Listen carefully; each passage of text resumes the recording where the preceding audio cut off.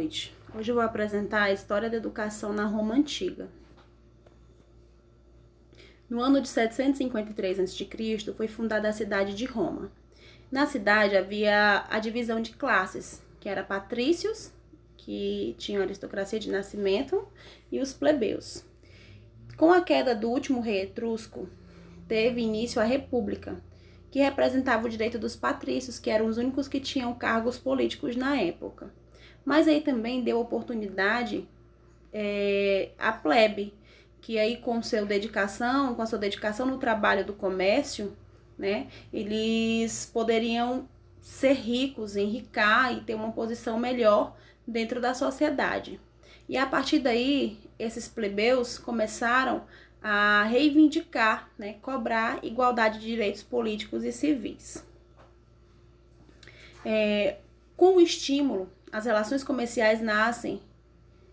Com o estímulo às relações comerciais, nascem as grandes fortunas e amplia-se a escravidão, que foi um fator importante para a evolução da economia da Roma Antiga. Mas a República começou a mostrar pontos fracos. E aí veio Otávio e recebeu o título de Augusto e implantou novamente o Império no ano 27 a.C.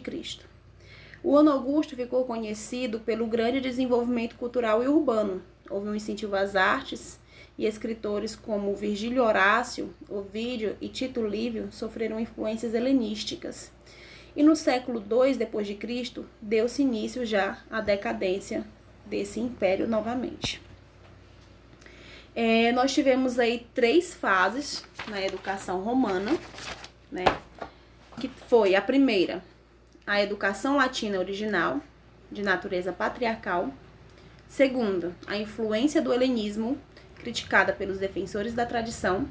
E terceira, difusão entre cultura romana e a helenística, que já supunha elementos orientais, mas com supremacia dos valores gregos. Com a fusão das culturas, nasceu um novo elemento, o bilinguismo. As crianças aprendiam latim e grego, ou até mesmo o trilinguismo, que é acrescentando a língua local. Nós tivemos também a educação heróico-patrícia, né? A educação dos aristocráticos patrícios eram divididas conforme sexo e idade. As meninas aprendiam tarefas domésticas com sua mãe ou madrona. Madrona significa mulher respeitável. Já os meninos, a partir dos 7 anos de idade, acompanhavam os pais ou parente mais próximo ou um escravo instruído a eventos importantes, ouviam histórias, né? Decoravam leis, aprendiam a cuidar da terra, manejo de armas, ler, escrever, contar, etc. Aos 15 anos, frequentavam praças onde funcionava o comércio e eram tratados assuntos políticos e privados. Aos 16 anos, seguia a função militar ou política. No século IV a.C., foram criadas escolas elementares particulares, que aprendia-se a ler e escrever e contar dos 7 aos 12 anos. Só que era um processo bem lento, bem demorado, esse processo de aprendizagem, de leitura e escrever. Os professores davam aula em qualquer local, não tinha um local adequado. Poderia ser na frente dos templos, em praças, e em qualquer lugar eles davam essas aulas. Esses professores também tinham uma grande desvalorização. Eles não tinham, assim, respeito, né? As pessoas não os respeitavam tanto e não pagavam tão bem a eles. E as crianças, para estudar, usavam estilete, tabuinhas para escrever, e os mestres utilizavam também os métodos de castigo para quem não aprendesse naquele determinado momento, conforme era o objetivo deles.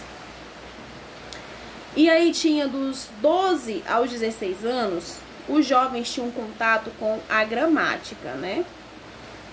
E os clássicos gregos, além de aprender também geografia, aritmética, geometria e astronomia. Aprendiam a escrever e falar bem. No século I a.C., desenvolveram-se as escolas superiores, voltadas para os jovens da elite. Elas estudavam a política, direito, filosofia, e que era para se destacar na vida pública. Na educação do Império César, Na educação do Império, César concedeu cidadania aos mestres das artes liberais. No século I a.C., Vespasiano liberou os impostos dos professores de ensino médio e superior. E Trajano mandou alimentar os estudantes pobres. Então, teve um grande avanço na educação nessa época. Roma, né? Prevaleceu a retórica, a filosofia. E a pedagogia era voltada para questões práticas. E aqui eu dou ênfase aos importantes pedagogos romanos, que foi Cícero, Senecal, Plutarco, Quintiliano, Epicleto e Marco Aurélio.